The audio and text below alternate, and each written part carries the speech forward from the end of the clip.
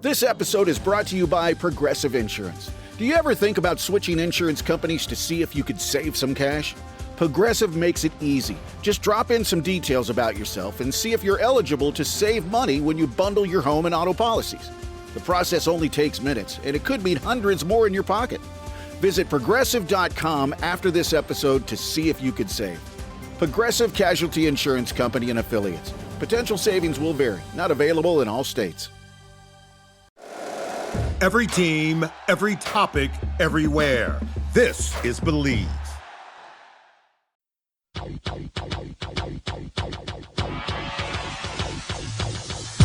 Welcome to the Odds Breakers, number one place for shared, sharp betting information.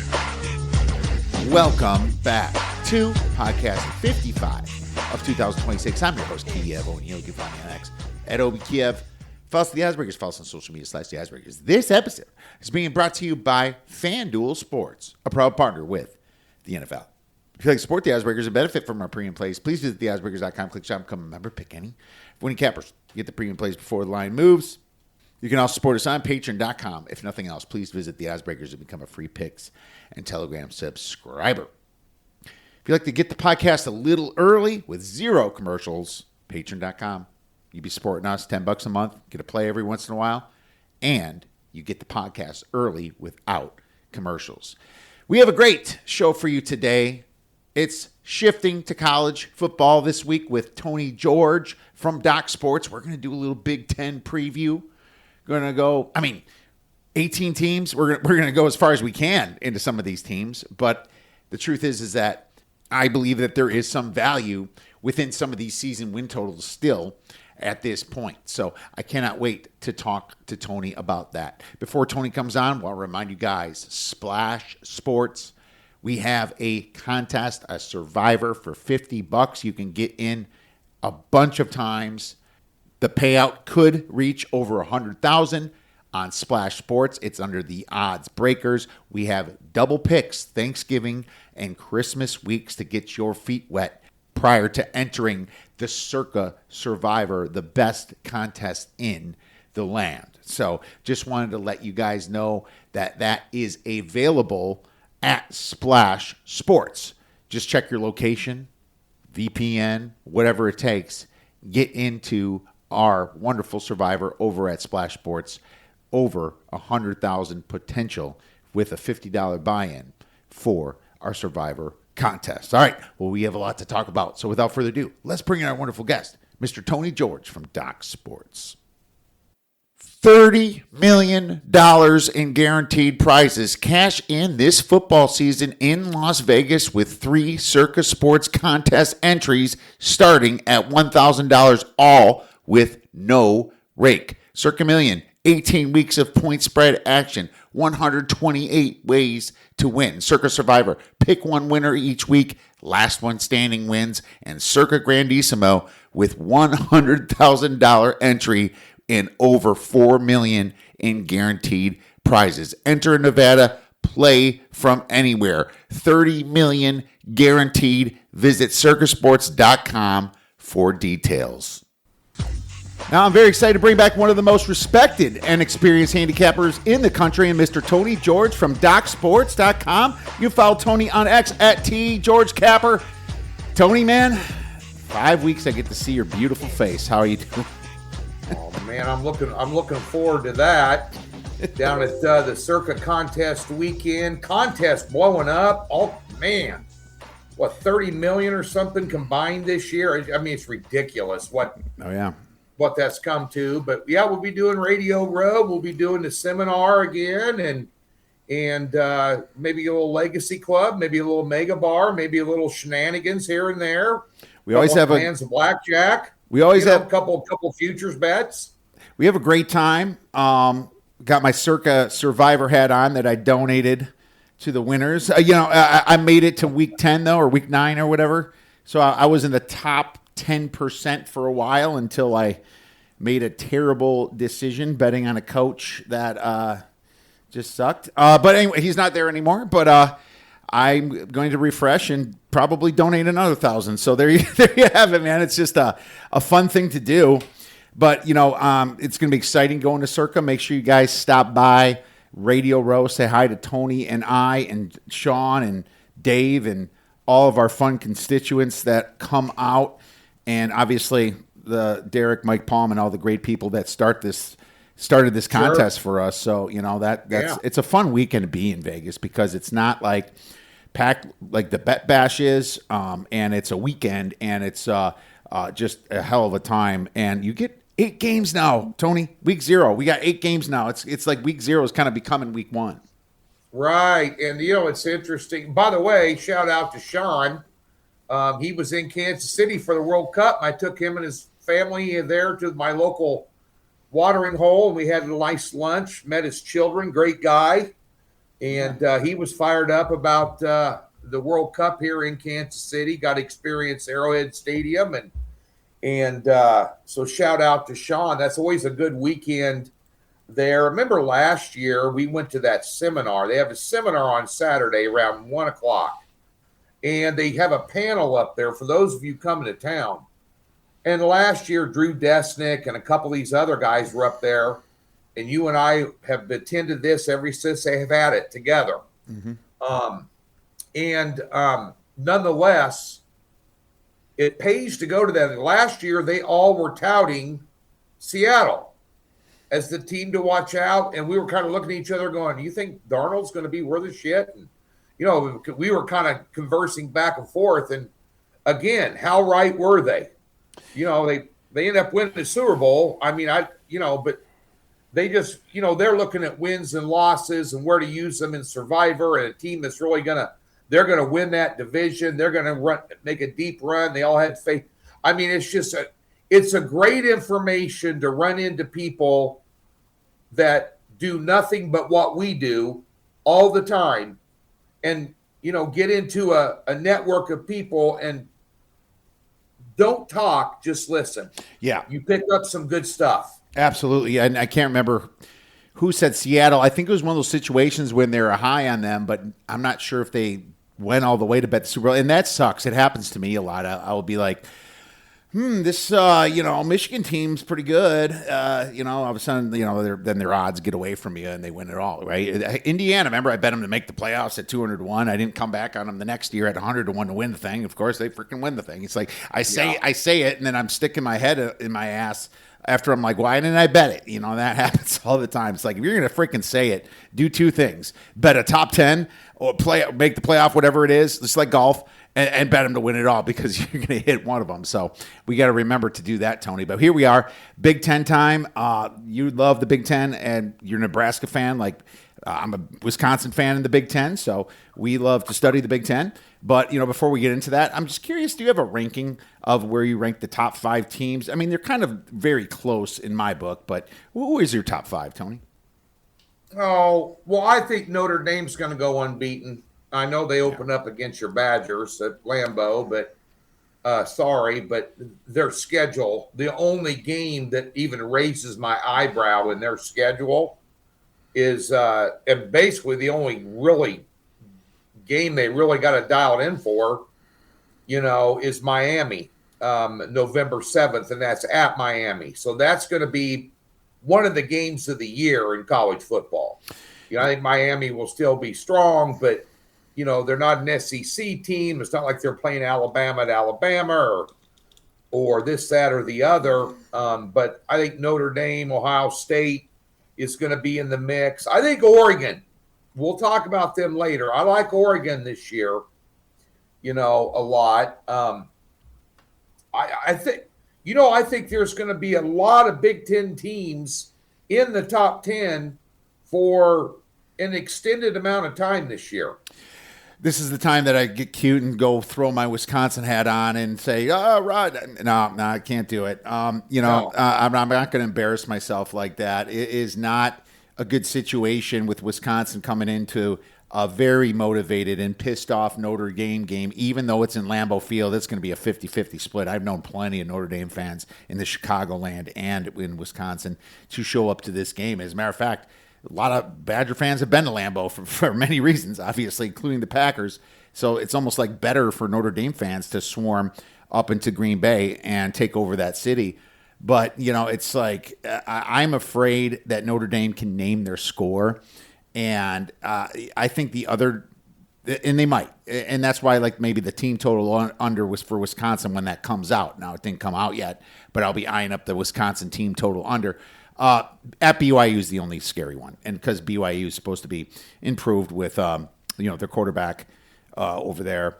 And I think that, Miami obviously is a situation where they're in revenge, but, be careful what you wish for. It's like, just because it's a revenge spot, it's not like the Hurricanes don't know that. And it's late enough in the season where a lot of things can change and a lot of things can happen. So I'm not going to necessarily say jump on Notre Dame. As a matter of fact, that number's going down a little bit. But for me, Tony, Ohio State 1, Notre Dame 2, Oregon 3, Indiana 4, Georgia 5. I mean, I'm a little lower on Texas, but Texas is 6, but that's my top 5.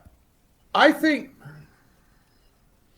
Texas and who was your 5th ranked? Georgia.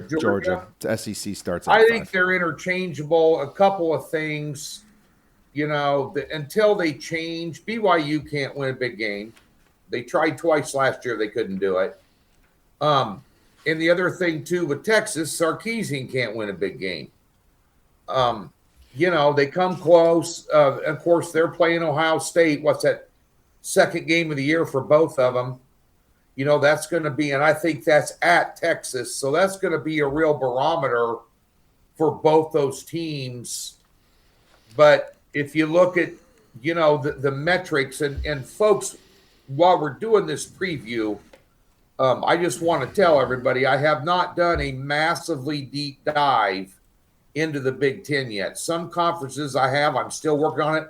I've spent an extraordinary amount of time in July here working on the NFL this year because I didn't have a good year in the NFL last year. I brought on a little added help this year, some different perspectives, a couple different algorithms and systems. So I've been tweaking that. So I have not done a super deep dive. I'm starting now. But at day's end, it just the metrics with the offensive and defensive line heavily favor Ohio State in that game. Yeah. Against Texas. I mean, Ohio State in the Big Ten is number 1 in almost every skill position grouping: quarterback, offensive, defensive line, DBs, kicking, returners. You look at, I know they lost a lot in the draft last year. They're like Nebraska was back in the early mid-90s. They just reload and they don't miss a beat. And that's where that program's at right now. I don't know.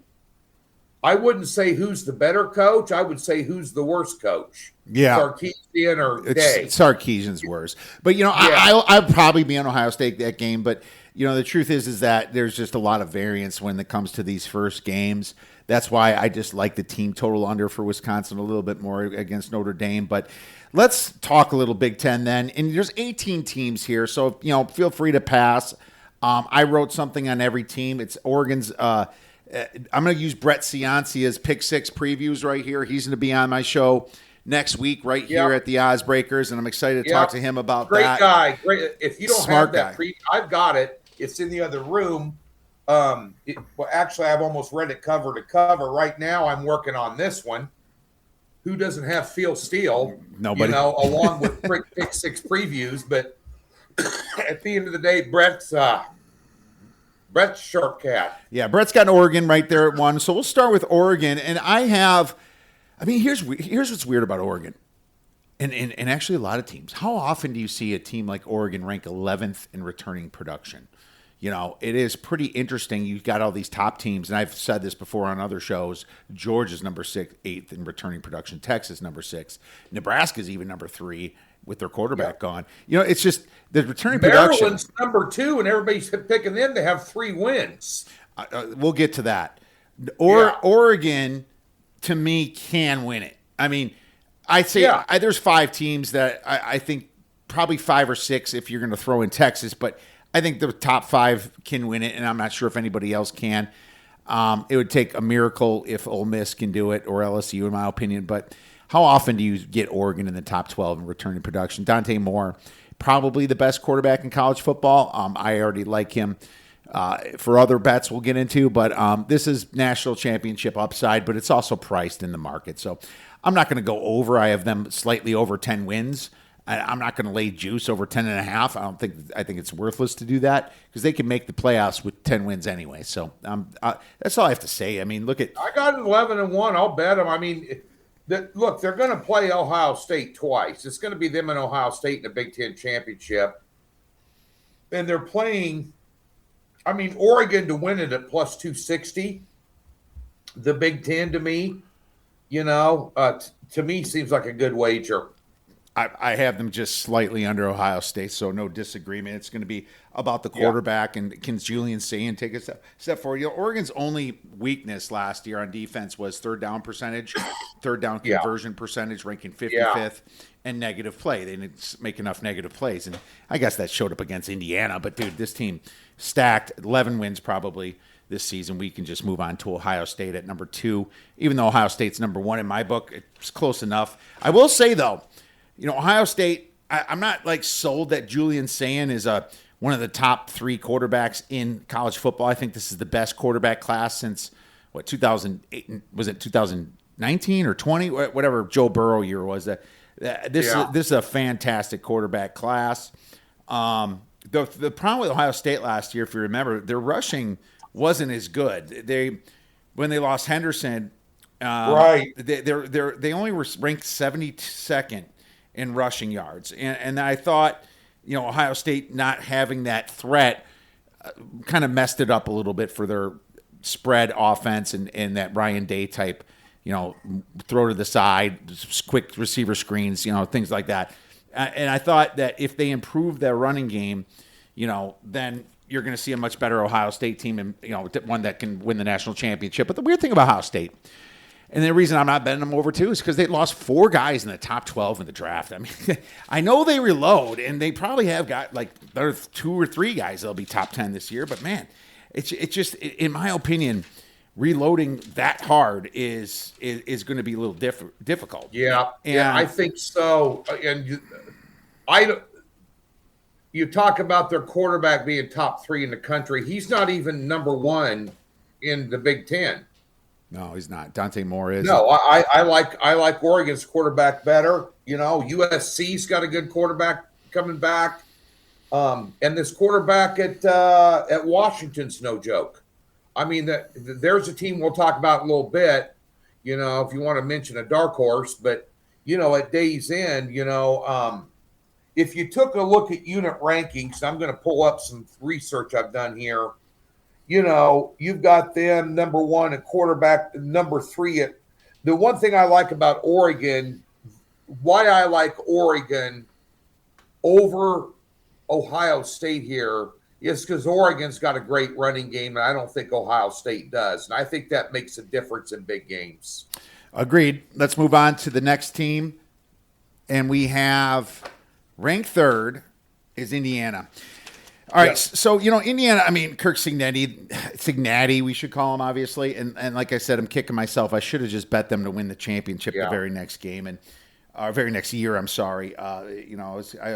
This episode is brought to you by Progressive Insurance. Do you ever think about switching insurance companies to see if you could save some cash? Progressive makes it easy. Just drop in some details about yourself and see if you're eligible to save money when you bundle your home and auto policies. The process only takes minutes, and it could mean hundreds more in your pocket. Visit Progressive.com after this episode to see if you could save.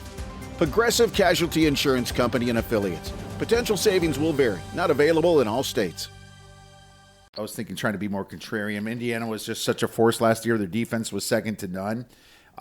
Just completion percentages where their defense only ranked 71st, but so what? Those were passes underneath. I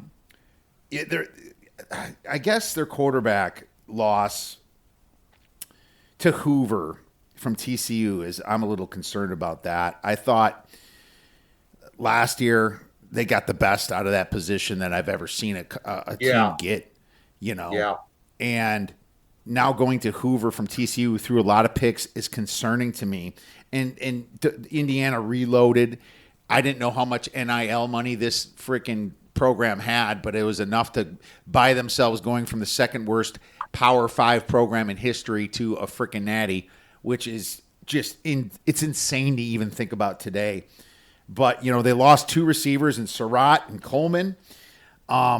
They just have a lot to replace. And just because guys are transferring in doesn't mean they're as good as one before. So I am a little bit hesitant with Miami. Do I want to fade them? No. Do I want to bet on them? No. I want to see what I'm getting with Cincinnati, with Indiana, and with a coach like Cignetti, he's going to get the best out of them and not have them dwell. But injury here, injury there. This team had great injury luck in the past. I think that could really hurt them, and we're placing a lot of those guys on the line is also going to hurt them.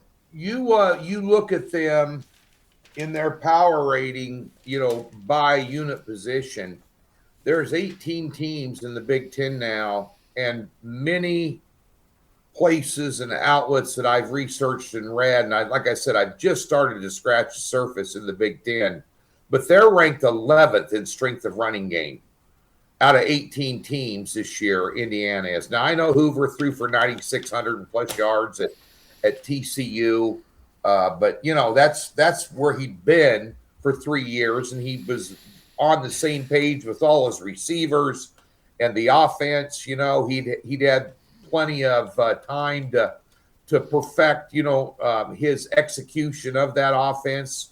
But at day's end, I think Indiana's going to regress this year. I'd take them under their season win total. Honestly, I know Cignetti and this, that, and the other, but man, last year was a magical year.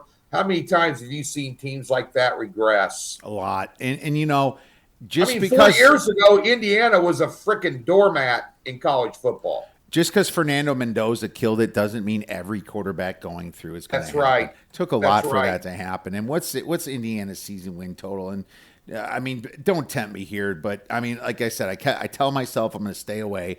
You're looking at 10.5 under -125. Yeah. But when you look at a schedule, it's not impossible. They got Ohio State at home this year. They're at Nebraska, which should be a win. But at Michigan, I think at Michigan's a win too. I'm worried about Ohio State at home. I'm a little worried about USC at home too. Yep. I know you mentioned Washington, and we'll get into them. They've let me down last year when I was on DeMond Williams.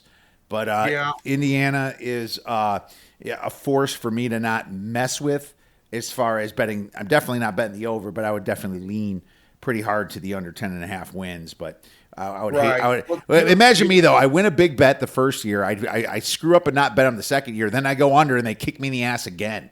So it's like I don't want to do that either. They're going to come into Nebraska. They open it up with North Texas. Well, North Texas has zero returning starters. Yeah, it's the most picked off team, and they're now Oklahoma State. North Texas turned into Oklahoma State. We're going to touch base on that, and I'm going to ask you a question at the end of the show, so be sure and remind me about that. But they opened up at North Texas. They play Howard. They play Western Kentucky, Northwestern, Rutgers. So there's 5-0, and then they play Nebraska. Their first test is Nebraska, and Nebraska's playing nobody early either. Nebraska should be unbeaten when they see them. Right. Maybe one loss. And I will talk about them, not in depth, but just my overall perspective. And I had an interesting conversation with a very well-connected booster yesterday. I'll enlighten you on what he had to say. But, I think Indiana, you're looking 10-2, 9-3. I'm not afraid to lay the quarter -125. I'm not afraid to lay it on the under 10.5. There's too much to replace.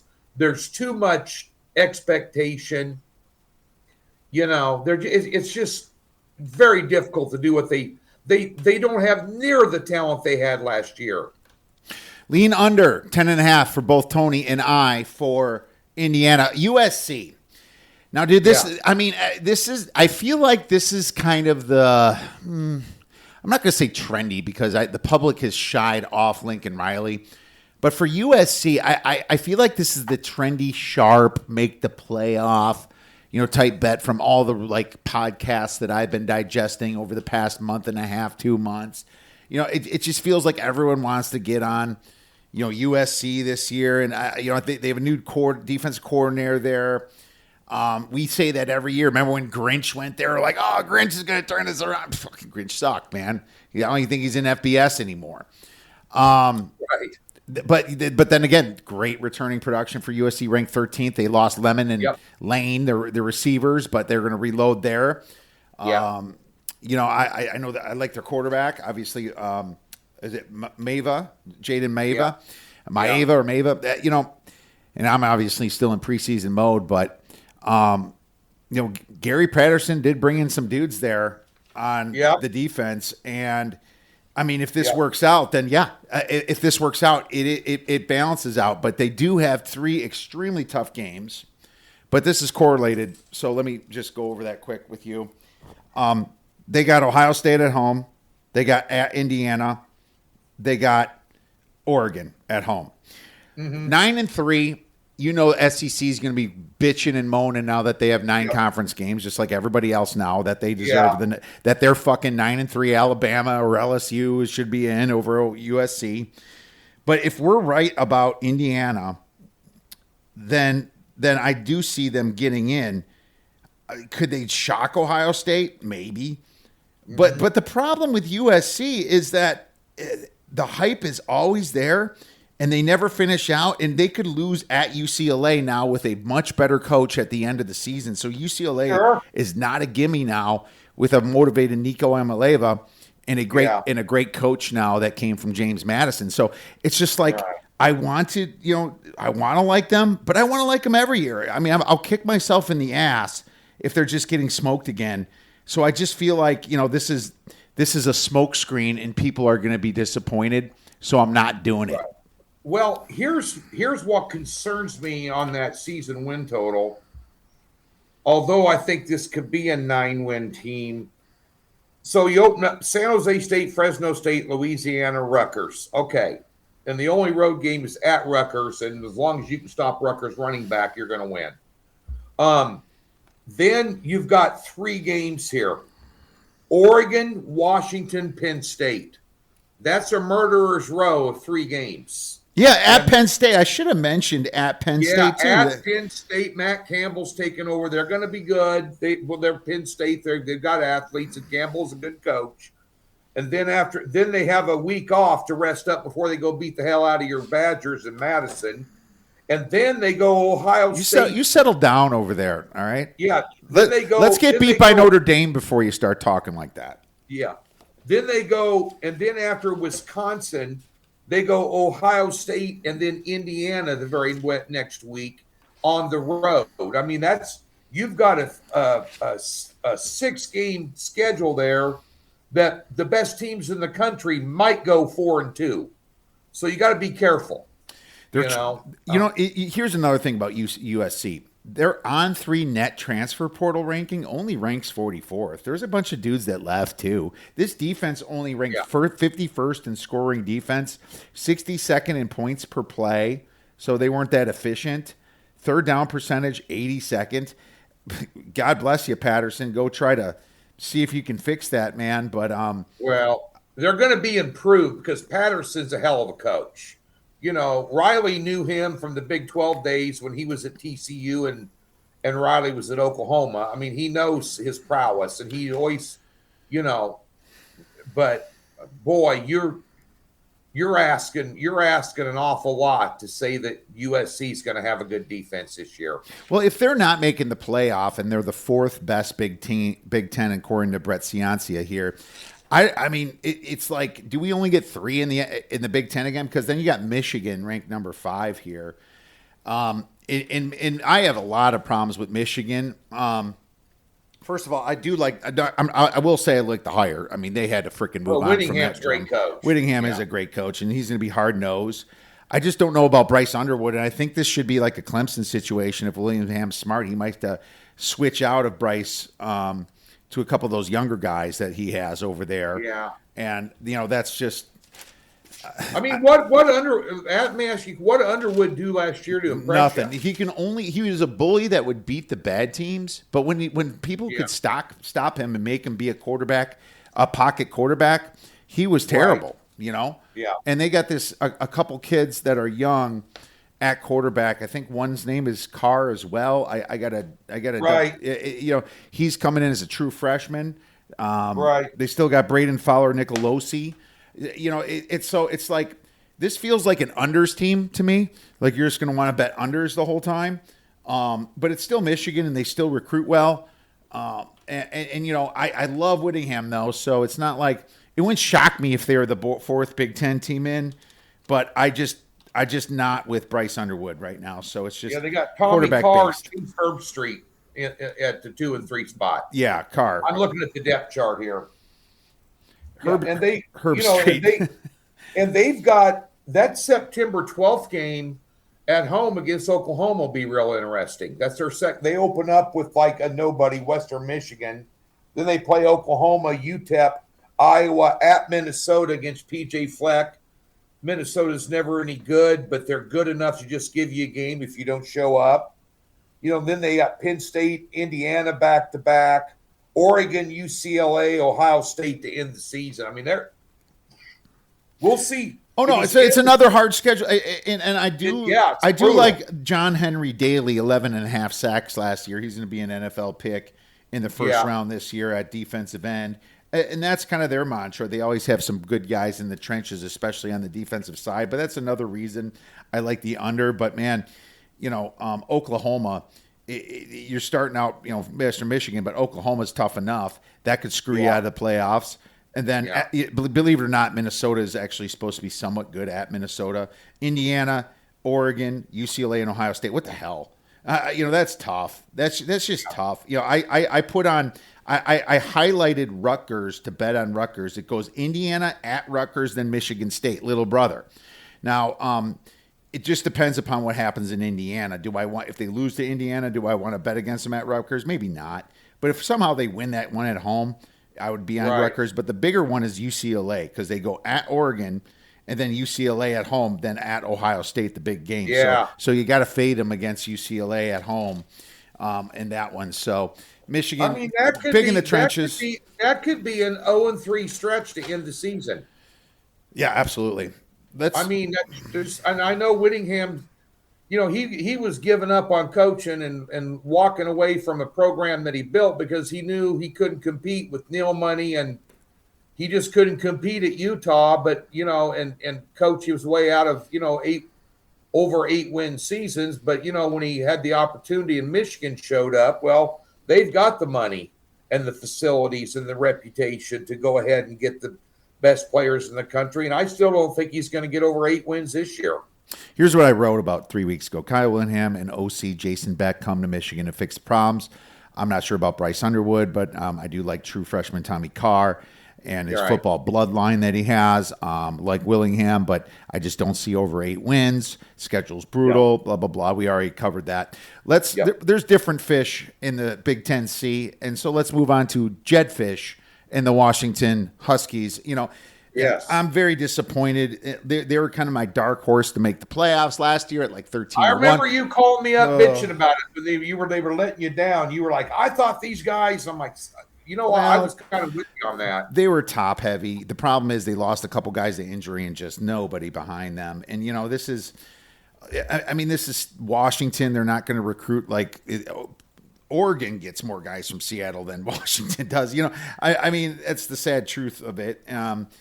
I think that they've been good, but they rank 15th in returning production because, you know, Damon Williams is back. Damon Williams played at the high school about 3 miles from me called Basha. Funny enough, I actually have Hamilton is actually closer to me. That's a nationally renowned high school as well. Number 1 draft pick in baseball. I think his name was Rock or something. He came from Hamilton, but Washington lost a lot more than they gained on net transfer portal. 56. They rank 48th in the 247 transfer portal. They did return some good receivers, but they lost Boston. They lost a stud receiver there. They're just not drawing the talent that I think that can compete. I feel like skill wise, you're going to see Damon Williams rip it up against some bad teams and maybe just win by margin, but then they're just going to get beat down against good teams. And so, like, I want to bet on them as a favorite, and I want to actually bet on the other favorite, fade them as a dog. If you want me to say, I don't see close games. Is kind of my thought about Washington. Yeah, I mean, they got one of the best defensive backs in the country, and that I forgot his name. It's in here. Oh, Robinson. Yeah, I mean, I like their quarterback a lot. You know, I wish he was a little bigger. He's only 5'11", but the guy's a playmaking son of a bitch. And Yeah. you know, I like their coach. You know, their I love their schedules- coach. Look at what Jed Yeah. Fish did with Arizona, how he turned them Yeah, around. I know. I love their coach, and they're going to open up 3-0, 4-0. They're going to, you know, they got Washington State, Utah State, Eastern Washington, Minnesota. You know, actually, is designated as their homecoming, and then they hit at USC, and then Iowa. They get them at home. At Purdue's going to be a win. At Nebraska, that'll be a win. Penn State at home. I don't know about at Michigan Nebraska. State. I don't you think could add- I don't think they're going to win at Nebraska. I don't know. It's Depends that's on where we're closer. Maybe that's closer to pick 'em, but I think I have Nebraska favored that game. To be honest with you, They end with Indiana, Oregon, and that Oregon's on the road, and they get Indiana at home. I tell you what though, they could sneak up here. You know, last year you liked them as a dark horse. I think this is a team. Them and you. I mean, they're over They 7.5 got a better wins is defense minus than 170. They got a better defense in USC, and their quarterback's just as good. You know, if you look at it based on the metrics, you know, just saying. Well, you know, minus 170 over 7.5. My number is 7.5 wins.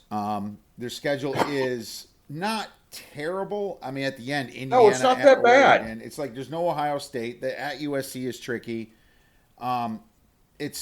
So this is one of those situations where I bet on them or too early and fuck it up, and then all of a sudden they win it the next year, right? I mean, that's just the way it is. But I'm going to stay away and just suck it up. And I know Jed Fish is good. I just don't want to put too much faith into this team. And Jed Fish was good in a different conference. You got to understand, when people come to the Big Ten, they get humiliated, dude. We've seen that time and time again. Let's go to Iowa State heavy, which is Penn State. You know, and I call them Iowa State heavy because clearly Matt Campbell took all their dudes and went over to Penn State. But I don't like that because I didn't think Iowa State was all that good last year. You know, I mean, there's going to be still good guys at Penn State, right? And I mean, there's a little bit of a mix. But then again, Franklin took a ton of guys to Virginia Tech. Rocco Becht is the transfer quarterback there. They got Chase Sowell. I just don't. I think Matt Campbell got a little too much credit because he beat Oklahoma when Lincoln Riley was coaching there a bunch of times. It was the team that had their number, so they're like, Matt Campbell this, Matt Campbell that. But fucking, how could he do against Iowa? You know, they it's not like they blew away that rivalry. And this is Iowa I'm talking about. I'm not high on Penn State. I don't think the market's that high on Penn State either. No, the market says under 9.5 minus 175, which I kind of like. Unfortunately, it's minus 175, but if you want to get plus money and get cute, it's plus 130 under 8.5. But I got Pitt State 8-4. Yeah, I probably have that too. And if that's the case, and it's plus under 8.5, I probably need to make that bet, and I haven't yet. So Penn State's toughest games, though, at Michigan, at Washington. That's it. That's what sucks. Their freaking schedule is cake. They have USC at home, what I forgot about saying USC. USC, when they move a time zone, they suck. They get smoked when they move a time zone. Right? I know. That's another thing. I mean, their only tough game, is at Michigan, and then maybe at Washington. And at Washington, that'll be interesting. November 7th. But you look, Marshall, Temple, Buffalo, Wisconsin, Northwestern. The 2 road games they have out of their first 5 games is Temple and Northwestern. Then they get USC at home. The problem is they're going to lose at Michigan because Michigan follows the USC game that's on the road. Then they got a bye week. Then they have Purdue, which is a layup game at home on Halloween. but then you have that at Washington, then Minnesota, Rutgers, and Maryland. Here's what's going to happen. They're going to win. Potentially 8-4 is very doable. Very doable. Now I looked at my numbers. I'm 8.45. They're going to be one of those 9-win teams bitching to get in the playoffs, and they're going to be like, "What's your best win?" Freaking USC. It's like they're going to say, and I'm going to agree with the SEC on that one. Now, if they win 10 wins, I'll take them over USC. The SEC teams that are 9. I'm sick of the SEC bitching about I'm anything. sick they of got it. Alabama in there, and a 3-loss team last year, and they got their ass handed to Notre them. Dame, and that's why Notre Dame got screwed. But Yeah, I'm going to say I'm going to find a betting angle that just fades them as a favorite because they're going to be a favorite and they're going to be in close games. They're going to have a close game against Wisconsin even. They'll have a close game against Minnesota. At Washington will be close, and they might be slight favorites there. They'll be a big dog. Insurance isn't one size fits all. That's why drivers have enjoyed Progressive's Name Your Price tool for years now. With the Name Your Price tool, you tell them what you want to pay, and they'll show you options that fit your budget. So whether you're picking out your first policy or just looking for something that works better for you and your family, they make it easy to see your options. Visit Progressive.com. Find a rate that works for you with the Name Your Price tool. Progressive Casualty Insurance Company and Affiliates. Price and coverage match limited by state law. Now with McDonald's, wake up to a $4 breakfast meal deal. Wake up to a sausage McMuffin or sausage biscuit, to hash browns, and wake up to a hot coffee. Get your $4 breakfast meal deal. Limited time only. Prices and participation may vary. Prices may be higher for delivery. Okay, at Michigan, so I might even be on them that game. But at Northwestern is another one. We are, funny enough, we have a new offense coordinator. Chip is over at Northwestern. I'm going to bet against them as a favorite. Let's move on to the next team here in Brett Ciancia magazine, Iowa. This is simple for me, boss. Iowa, I don't know what the hell they're doing. They get one quarterback last year from FCS, and they think like they're going to hit gold in the FCS. So Iowa, just like a lot of Group of 4 teams, they recruit a ton of guys from the FCS. In the transfer portal rankings, they're 47th in On3 and 65th in 247. They have a bunch of dudes that were probably pretty decent as transfers, but this is, guys, you're not freaking Tulane. You are not Memphis. You are not Old Dominion. You're Iowa. You should be better than this. You should be taking from them, not from the FCS right now. I just don't trust Iowa right now. Now, here's the thing. They always get 8 wins. And I'm serious. They get 8 wins religiously. And they have the schedule to do it. This is another schedule that at Michigan probably a loss and maybe Ohio State a loss. But, man, after that, there's no Oregon, there's no USC, there's no UCLA, there's no no Indiana. Dude, this is another schedule that even with those bums, I guess it's Jeremy Hecklinski. Yeah, they get Nebraska at home this year. I went to the game last year in Lincoln and froze my ass off. But Nebraska grabbed defeat from the jaws of victory in that one. But, yeah, their last 3 road games, after playing at Washington, their road games consist of Minnesota, Northwestern, and Illinois. Yeah, that's too easy. Dude, they're freaking a 9-win team. Yeah, I mean this. They're a 9-win team. They're 9 wins by default. Almost. I assume the most unimaginative offense known to mankind, and it's been the same since 1981 when Hayden Fry was there. They've never changed it, and people still can't figure out a way to beat them. I mean, they're a 9-win team every year or more. They're usually they're an 8-win team, and under 8.5 is -280, and over 7.5 is -125. So you can see how badly the books want you to just bet one of those. I mean, look at the size of the juice between this on DraftKings. Yeah. This is unfair. It should be 60 cents per win, so that's -120. I mean, it goes from -280 down to -125. -140 at best if you value a half win at 70 cents, which I don't. But Jesus, man, that is the books are highly juicing that it lands on 8. I'd rather find a prop that almost shows that it lands on 8 here. I mean, it's a way if they do win 8, you lose less. But this -280 would really get you here if they happen to get 9 wins, right? So. That's just laying too much juice. You're looking at 2 losses. For sure, 2 losses, and they'll find Michigan themselves and 2 more. Michigan and Washington, but maybe Nebraska makes a run this year, and they might be able to go over there and beat them. But Nebraska, they own Nebraska the day after Thanksgiving since that series started. All right. We can't beat them for whatever reason. So Well, I got some bad news for you, Tony. The next team that Brett Ciancia has is my Badgers. That means that he ranks them higher than your Cornhuskers, my friend, and I apologize for that ahead of time. I don't disagree. Well, here's the thing. I don't disagree. I'll tell you what. I don't disagree with that. I have Wisconsin this year at 7-5, and I have Nebraska at 6-6. Here's the thing. I have Wisconsin power rated. I have Nebraska at 10 points above the average team, and I have Wisconsin 10 points. I have them equal. I have about equal, dude. And here's the thing. I do like Wisconsin's transfer quarterback and Colton Joseph. You know, I like the fact that they got him.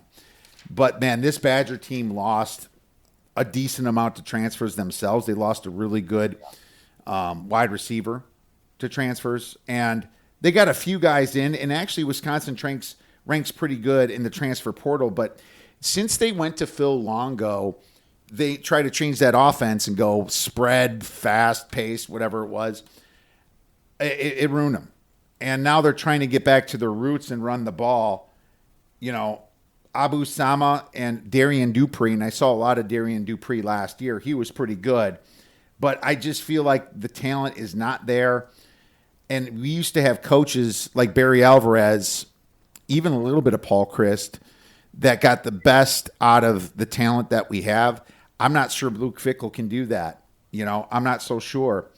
And Jeff Grimes is the offense coordinator. Mike Tressel's the defense coordinator. Mike Tressel was an absolute freaking abortion of a defense coordinator last year.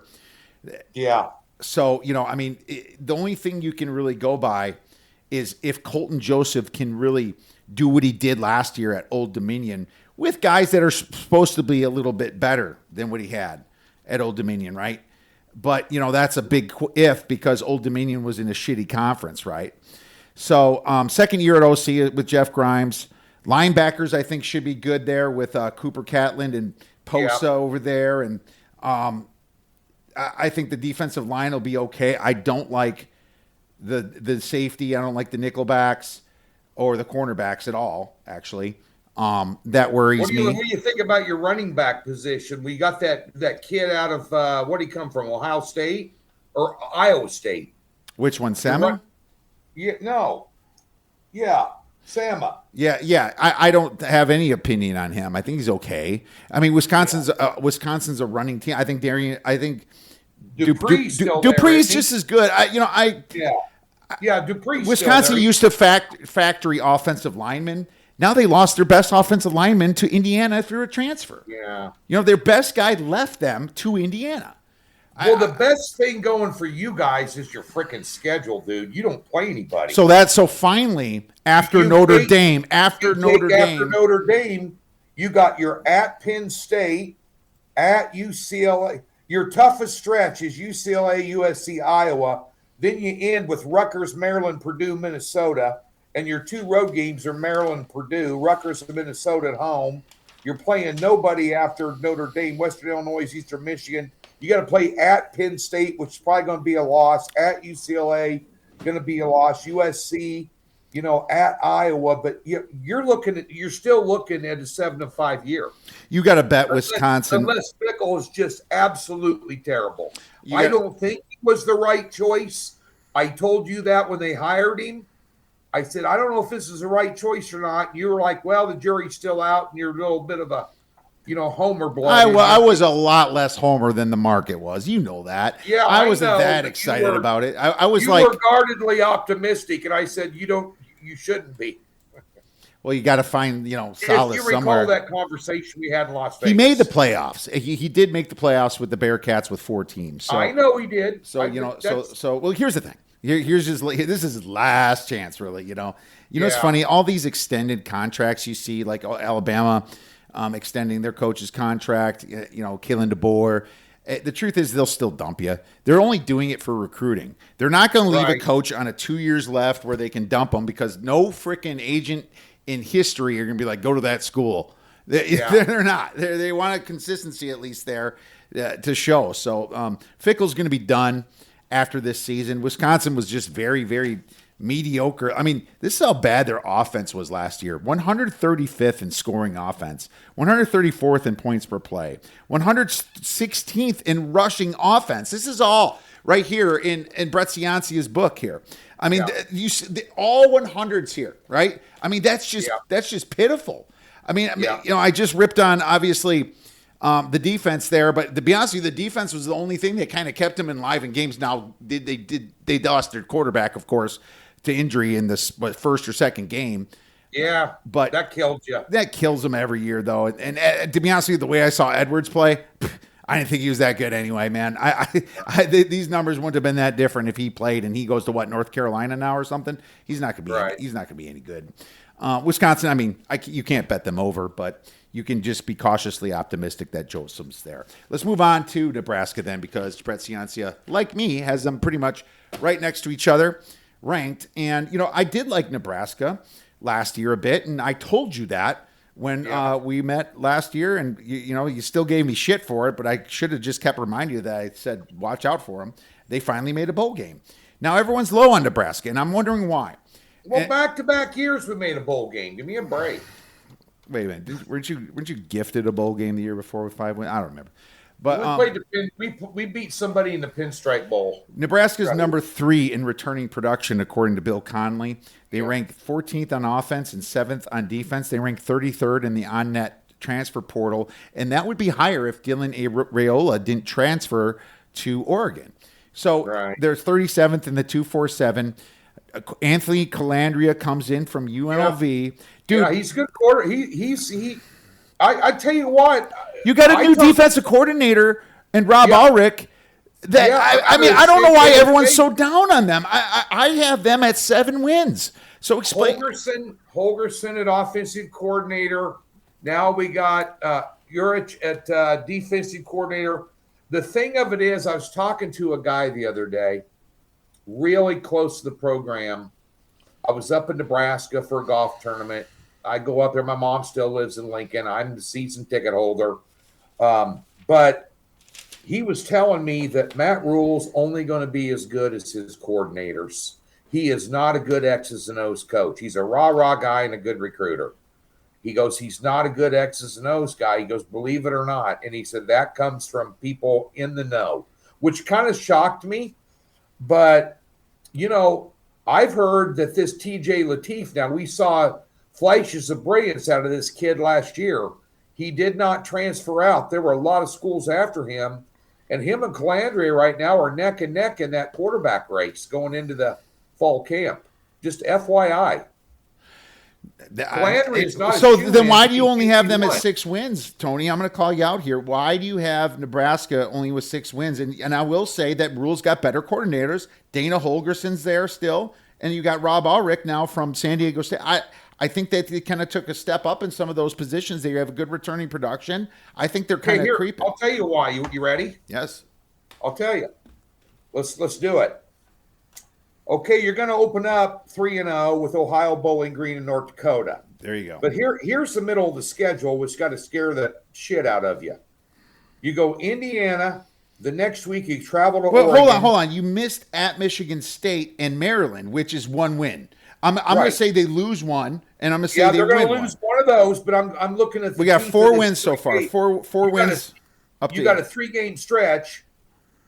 Maryland might be better than people think they will be this year, but nonetheless, you got Michigan State, Maryland, but the 3 that kill you, Indiana, Oregon, Washington.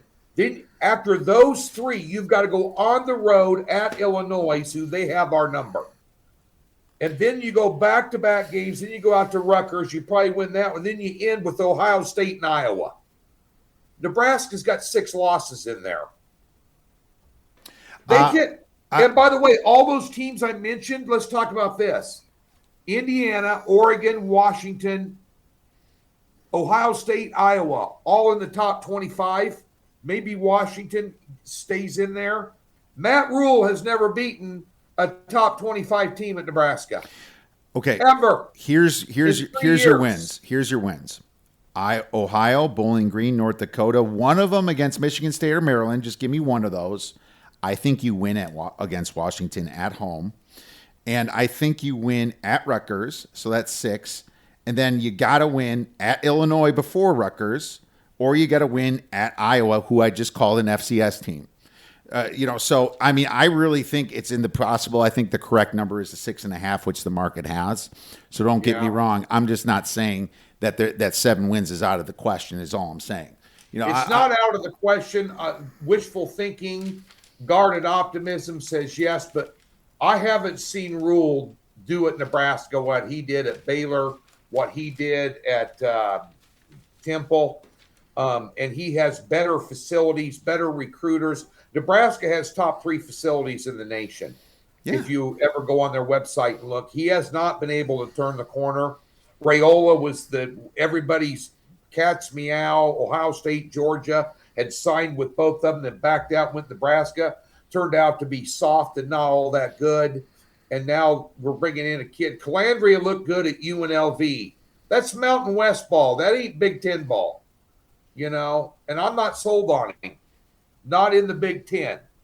If he transferred to Oklahoma State or, maybe Kansas or, maybe in a different conference that's not as strong as the Big Ten, he might have success. I'm not sold on the quarterback position this year. And losing Johnson at running back's a huge hit. Mekhi Nelson's there. Yeah, okay. We don't need to beat a dead horse here, but I just kind of like. I'm just not as low in Nebraska. And I never thought I'd argue against you that you were going to predict more wins for Nebraska than me. Well, this is where we're at. I think 6. I got 7 wins. Well, so I'm not sure I'm betting over 6.5 at plus 115 because it's just a 1 game difference is pretty low, but we'll see. Illinois is what he has next. I don't like Illinois this year. I think Brett Bielema's been getting by with a lot of luck. I know he's been his recruits. Altmaier, quarterback, won him all the games he should have lost, and he's gone. Yeah, he's gone. And I think that was what I was going to get to is that Altmaier was carrying that team. Yeah, he was a lot more than people think. And big time. And so was some of their receivers. You remember, how when they were good with Witherspoon. Now he's like a star on Seattle Seahawks. I mean, he's had some great talent over there, but Illinois Brown at running back that year. I mean, he's playing in the NFL. They only ranked 75th in returning production, and they lost a lot of guys on offense. New quarterback comes back to the Big Ten, who sucked in the Big Ten before, and I forgot his name, so I'm going to go look it up real quick. Pull it up. It is Caden Hauser. Caden Hauser. Didn't he play for Michigan State? Yes. Yeah, he was awful. So I am down on Illinois, and their season win total. This might be the one we have to bet live. Right. Their season win total is can't even see it right here. 7.5 under minus 160, 6.5 plus 144.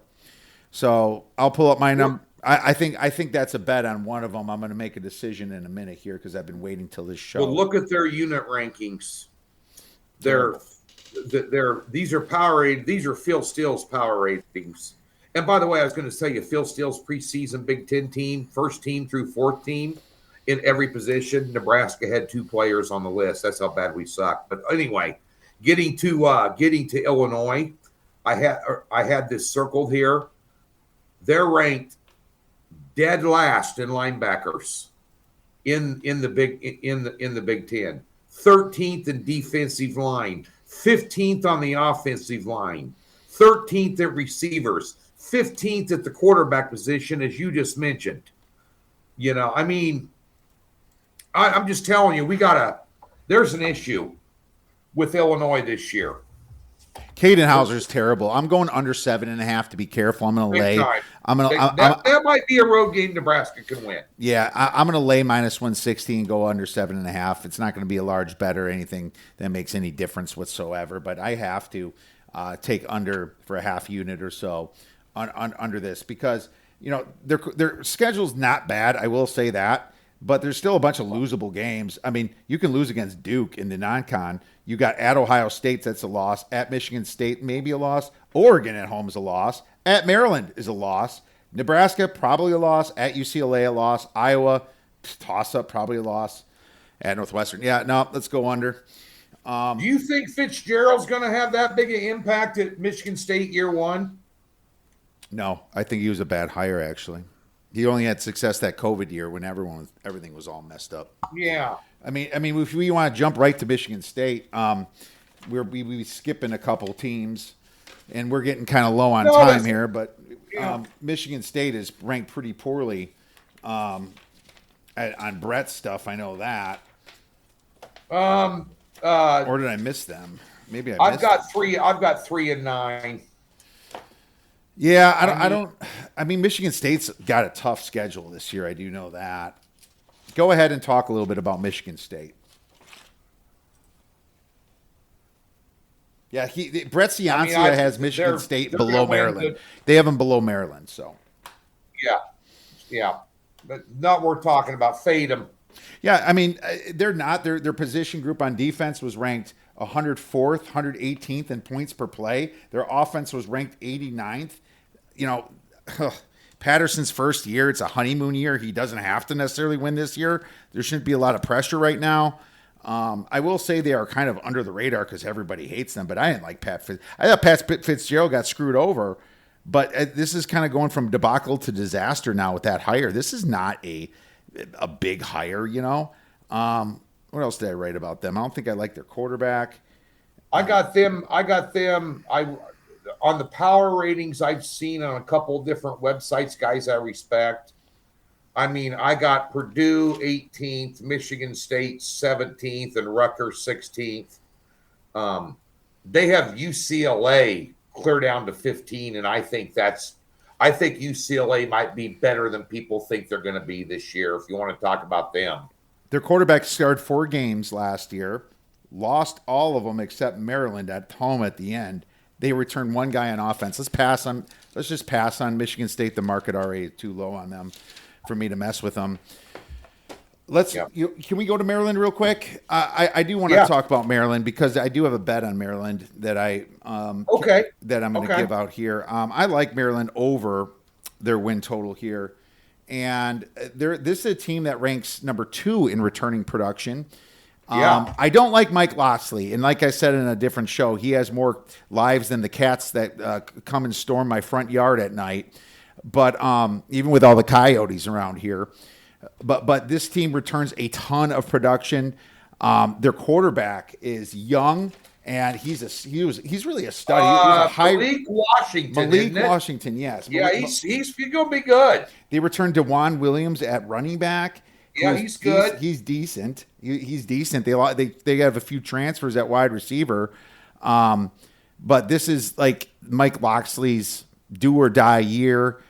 I want to bet on them early for sure, but what's the number you got? I got 4.5. I laid a little juice, and I'll tell you what it is now. I'm sure it's worse than that. Well, they open up Hampton. Then they travel to UConn. Yeah, then they play Virginia Tech and UCLA at home, and then they travel to Nebraska and then travel to Ohio State in back-to-back weeks. That's a rough stretch. So I got over 4.5, but it's now minus 210. So it looks like the market moved against me. But I do see 6 possible wins here.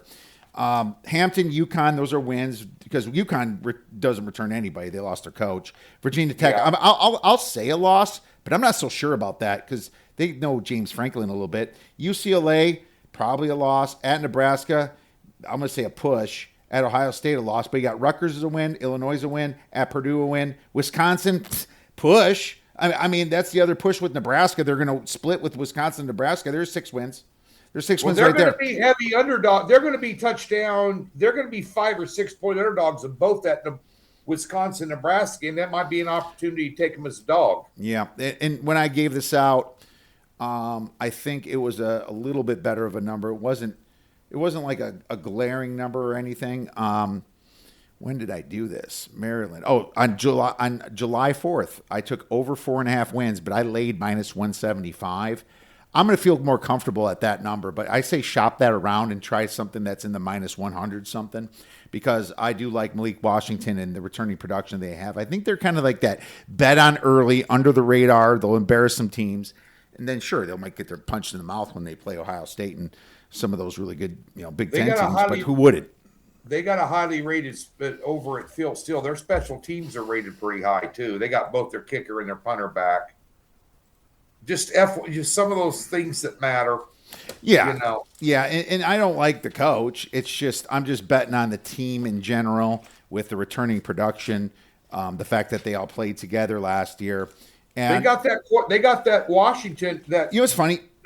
They got that Watt as the 5th best quarterback in the Big Ten. They came to Wisconsin last year and kicked our ass. They won 27-10. I remember texting you during that game, and then they lose a bunch in a row, just giving the games away. They gave away the Nebraska game. You remember that? Lost by 3. They lost by Washington by 4. Look at all the close losses. UCLA by 3. And then, of course, you got Indiana and Rutgers. They screwed that up. But this team was better than their numbers show, and their actual Nebraska should have never beat them. Their advanced stats show better too. So I love the over for Maryland. So we'll stick with that one. I'm not doing any cute like win the Big Ten or nothing with them, but I think the last one we should really put time into is Minnesota.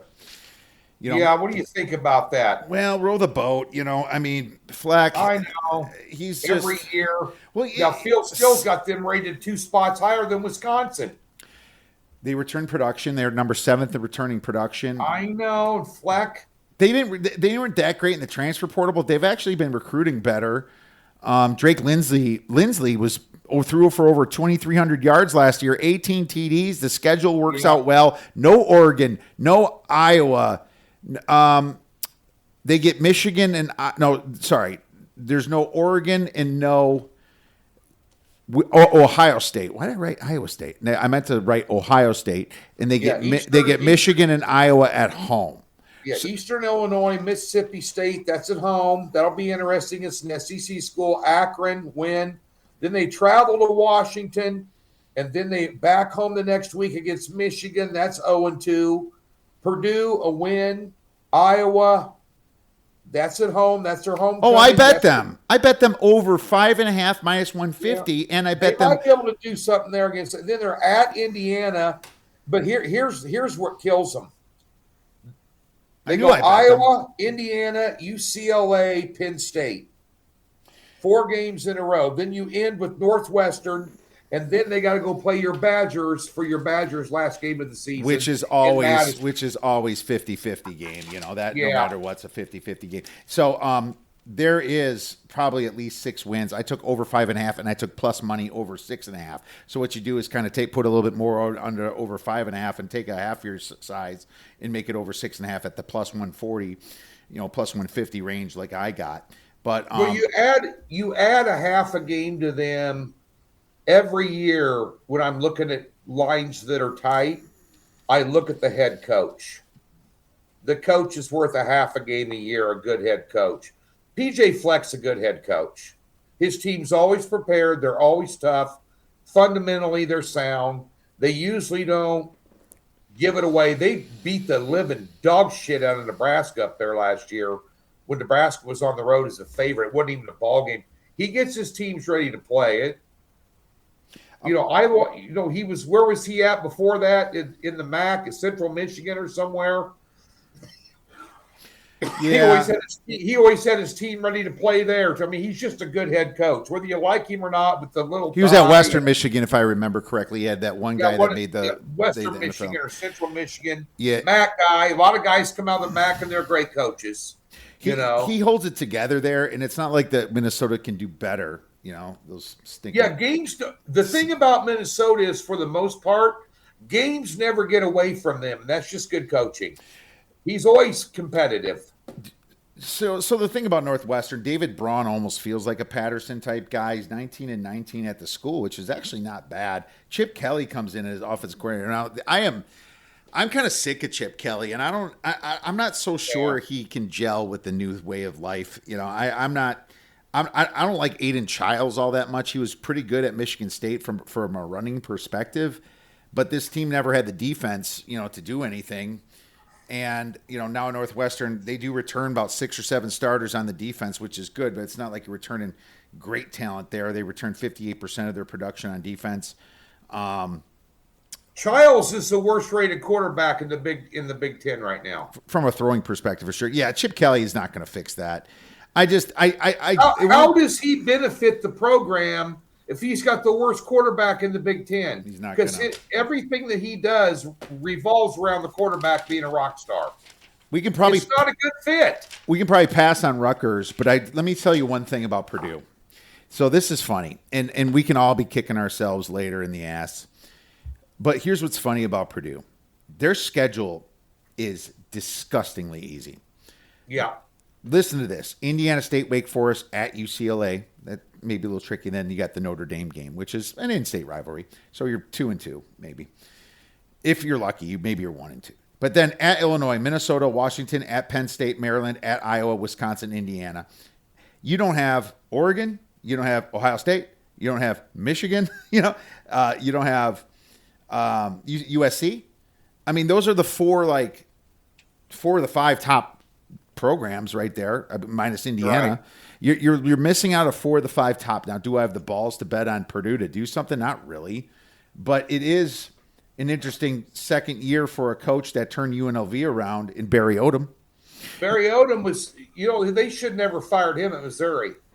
You know, he came in after Pinkel, and then I'm telling you, I don't know what to do with Purdue.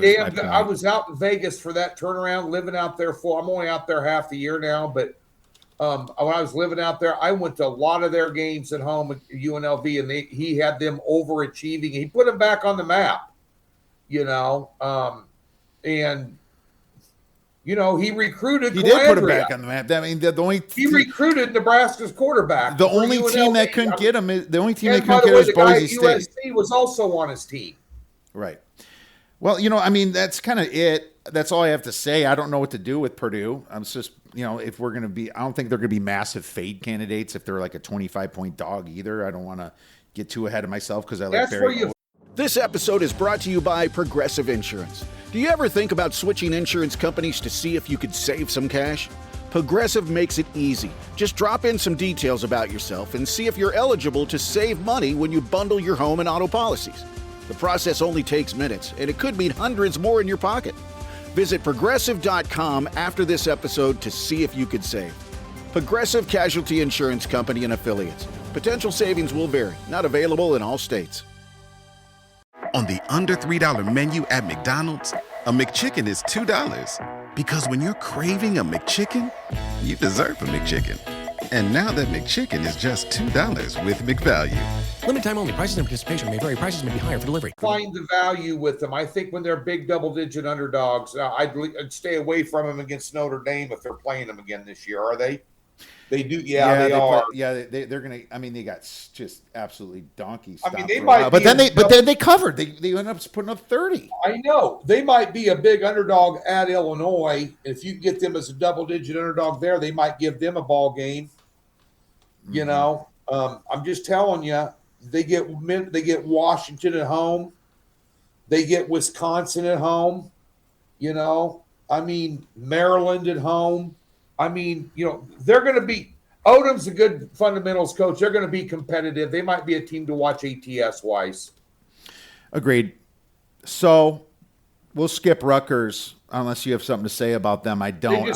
Rutgers has got the best running back in the conference. Antoine Raymond? Yeah, he's good.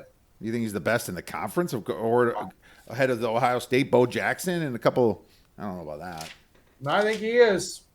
Well, they don't have a line to block for him. The pro scouts have him rated number 1 in the Big Ten. We'll see. That's funny. Well, I didn't get that far in it, I guess. Well, Well, it's something to be happy about. But AJ Surface is their, and here we are talking about him. AJ Surface comes in for Kalik Manis, and they have a Boston College transfer, Dylan Lonergan, who was terrible. He was a 4-star recruit, horrible. but he was horrible. Yeah,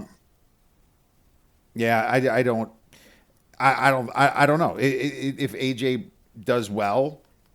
Maybe they become a bad team. The problem with the transfer portals, you got to learn a little bit more. I bet less season win totals than I have in the past because yeah, me too. I You feel don't know like- what you're getting. Even early in the season, you're laying big numbers. Speaking of transfer portal, I was going to switch gears since we're backing our way out of the Big Ten. Do you think there's any chance that Oklahoma State is the next Indiana this year? Him bringing everybody from North Texas who was really good all the way to Oklahoma State in a conference that really doesn't have a super strong team except for Texas Tech. no, I mean, I don't think so. You don't think the turnaround's going to happen? It's not Signetti. No, I mean he's not. If you remember, Signetti had defenses at James Madison. There was no defense at North Texas, and that American Conference was shitty. And when they stepped up, and then when they stepped up finally in competition on a ridiculous easy schedule, they got their ass kicked. There's been a lot of people pounding that over 6.5 wins. That's why I wanted to get. Oh, they're such a darling. I mean, look, I upgraded them 17 points. It's just that's the narrative. I upgraded them 17 Popular points, narrative. and I'm still not going to jump on the over here because I had them ranked so damn low. I mean, I had them under a lot of FB group of 4 teams last year, so I don't. I think there's value in other places now that everybody's jumping on there. Everyone's down. I couldn't believe it because when I was prepping and I was like, okay, maybe I'll look at Oklahoma State and just get them over 4, 3, maybe over 4.5 because the adjustment I thought was huge. 2 wins to 4 and freaking 6.5. What? I looked at it, I was like, no, dude, that is that adjustment was just ridiculous. It almost makes me want to just go under because of that. That's just it. Your best bet in that scenario, early season narratives. We should have a show on early Everybody's not season even narratives. disagreeing Yeah. with it. Oklahoma State is going to be like James Madison and Signetti when they went to Indy. He took everybody, and blah, blah, blah. And they had, and I don't see that happening in Oklahoma State. Agreed. Because North Texas couldn't stop a grandma at Costco pushing a shopping cart last year defensively. Absolutely. I mean, and they were willing just to get in the games and win 51-52. That's not going to work in the Big 12. It's just not going to work. That defense is just not going to work there. And you know what? You got to bet the overs. I already bet the over against Tulsa.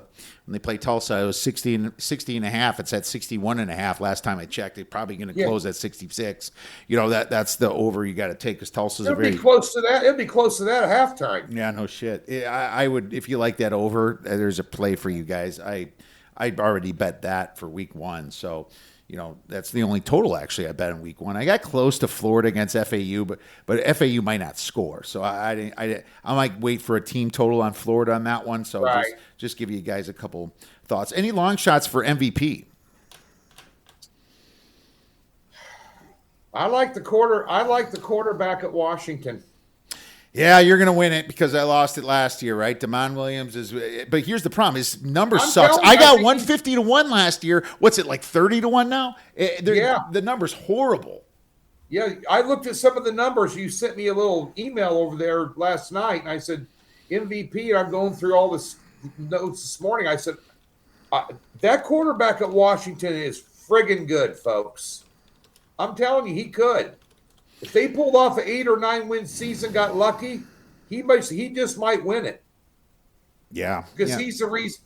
He was kind of like the kid at Vanderbilt last year, who ended up turning into a personal asshole, but he was a hell of a player, Pavia Diego or whatever his name was, but it was in the Heisman deal. But he's a playmaker like that. You want to keep an eye on that cat. That'd be a long shot at MVP. And you love Fish too, but they're going to be top heavy a little bit again. And let's just pull up the number on there, so we're not BSing anybody. Demand. I'll just do a quick search. There's so many people. 55-1. That's not bad. I mean, No. it sucks when I had 150-1 It's last year. And it's lost a it, but legitimate $50 bet, $100 bet at a long shot. I'll give you if one. you want a long shot. I'll give you one that's He's 100. going to be in the conversation. Would you agree that Yes. he would be in the conversation if he stays healthy? Yes, but check out our. He'd be in the conversation. He'll be in the conversation because that Yeah. And he he's puts up numbers. he's gonna have to put up numbers, so that's a good thing. Here's another quarterback that's gonna put up numbers at 100-1. And our friends at FanDuel Sports, you can go check out FanDuel Sports and find this. Noah Fafita, 100-1. He carries Arizona. He's motivated now that he sees his buddy Tet McMillan smoking it over in Carolina, in the NFL. Those guys had a great partnership. Tet leaves, it gets a little rough. Second year, pretty good last year. He ranked, top 30 in QBR. And I don't like Brett Brennan that much, but the Cats could be sneaky good, and it could be Fafita in his legs, in his skill, just quietly bringing them forward. So it's 100-1 long shot. Yeah. If anyone listens to the show, they know I like Dante Moore the most at 13-1 on FanDuel. I like Dante Moore through Oregon because I think Oregon's just going to keep putting up scores. Oh, I and putting thought up we were points. doing long shots. 13-1 is a long shot, but the bigger one is 100-1. Okay, well, he's one of the most heavily favored bet guys for the MVP this year of anybody, but go ahead. All right, hold on a second. He's 1, 2, 3, 4, 5, 6, 7, 8. He's eighth on CJ Carr at plus 700. And I don't disagree with that. CJ Carr should be the favorite. Arch Manning, it should not be plus 800 with his performance last year. That's a bad bet with Arch Manning, especially you got to wait till Ohio State plays. And maybe they do move the juice on him, but if he gets his ass kicked, he's going to go up to 30-1. And then you bet it, and hopefully he wins through the SEC. So that's how you play it. Who cares if it moves to 6-1 for beating Ohio State when all of a sudden you can get 30-1 for losing? So remember that when Arch Manning, don't even touch that. Darian Mensah for Miami's next at 11-1. Trinidad Chambliss, which I like a lot as a quarterback, 12-1. Jeremiah Smith, who's a wide receiver for Ohio State, at 13-1. And then Julian Singh also at 13-1 with Dante Moore, and Josh Hoover is 15-1. So there you have it. I would stay away from Hoover, but fair enough. You got a 55-1. You took mine from last year. You owe me a steak dinner if you win it. So that'd be fun because I'm sure if you win that would buy him plenty of steak dinners. But what a great little talk we had about the Big Ten. We'll talk more college football in a month when we see each other in Vegas. We'll have you on at Circa live at 9 in the morning. Can you tell our listeners where to get your great information and plays? DocSports.com. Just go to been around right there. That logo, Doc Sports, been around 54 years. Well known in the industry. Got a great program over there. Anybody new, we'll give you a free $60 with a profit guarantee and a brand new account with no obligation. Docs has been around a long. I don't have to defend any integrity issues there. And every day I give away free plays on YouTube, on Doc Sports YouTube channel. Just type in Doc Sports in the search bar there on YouTube, and Tony George, and daily free plays over there, and some shows we're doing. And I might even do a NFL show and ask Mr. Kiev himself, Mr. Oddbreakers, come over and do a 15-minute spot with me. I'm always ready, my friend. You let me know, and I'm on it. Just give me a little head of time, and we'll get it in the calendar. Anytime, I'm always happy to hang out with you, Tony, and that's great. I had our mutual friend on a future show, Mr. Matt Humans from VSiN. Do you know who his pick to win the Super Bowl was this year? Those guys. Yeah, he doesn't want to pick the Rams again because he had them at 30-1 last year. Well, he's got the Rams playing the Chiefs in the Super Bowl. And the Chiefs, yeah, he does. He was on the show, and Matt loves that. Oh, there you go. So he's a good guy. Make sure you guys check out Tony George over at Doc Sports. Want to become a better? Want to get on a path to handicapping professionally? Start by tracking every pick with full transparency using the Odds Breakers partnered with TallySight. These platforms verify your record, grade every play, and showcase long-term performance so you can build real credibility, not just screenshots and hindsight claims. If you're serious about leveling up, proving your edge, and establishing yourself as a professional handicapper, this is where your reputation begins. Just go to theoddsbreakers.com and click on live odds /pick tracking to get started. Join us in your handicapping journey. A huge thanks to Tony George for coming on and breaking down some of the Big Ten. You know, I could shoot the shit with Tony for many hours. So this podcast went a little long, but I hope you enjoyed some of it. I hope you got my favorite bet of the show, which is Illinois under 7.5 wins, laying some juice. And you know that I took Maryland already over 4.5. That's now pretty juiced, but I would shop that one around. And you want a long shot at Heisman? Noah Fifita's there. You know, I'm only going to make 2 Heisman bets this year. And maybe if Damon Williams wins it for Tony, hell, that'd be awesome for him. But I am going with Dante Moore at the 13-1, as I mentioned in a couple shows ago.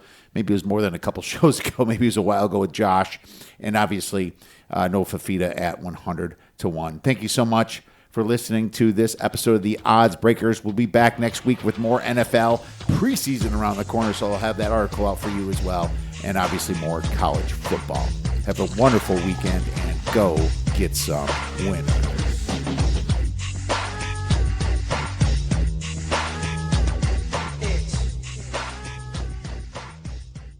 If you live outside of Nevada, make sure you go to footballcontest.com so they can enter all of your picks on time for every single football contest in the state that you enter. Use the promo code OB for $50 off all of your proxy fees. If you like the show, please take a moment to rate, review, and subscribe. It really does help the show to grow. Thank you for listening.